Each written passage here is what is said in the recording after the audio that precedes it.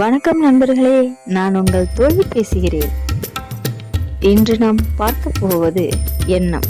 எண்ணம்தான் ஒருவரின் இன்ப துன்பங்களை தீர்மானிக்கிறது. நல்லது நினைத்தால் நல்லது, தீயது நினைத்தால் தீயது. நாம் எண்ணங்களை பொறுத்துதான் நம் வாழ்க்கை அழகாக மாறுகிறது. பல்வேறு சூழ்நிலைகளில் நம்முடைய பல்வேறு முகங்களை நாம் பிரதிபலிக்கிறோம். எந்த சூழ்நிலையாக இருந்தாலும் நம்மை எப்படிப்பட்ட மனிதனாக வெளிப்படுத்துகிறோம் என்பதை நாம் தான் முடிவு செய்ய வேண்டும். மனிதனை கையாள தெரிந்தவன் தன்னையும் தன்னை சார்ந்தவர்களையும் சந்தோஷமாக வைத்திருக்கிறான். தன் மனதை கையாள தெரிந்தவன் தன்னை சுற்றியுள்ளவர்களையும் சந்தோஷமாக வைத்திருக்கிறான். மனம் நினைப்பதையெல்லாம் செய்பவன் தானும் கெட்டு அவனை சுற்றியுள்ளவர்களையும் கஷ்டத்திற்கு உள்ளாக்குகிறான். மனதை நேசியுங்கள், மனிதனை நேசியுங்கள், இயற்கை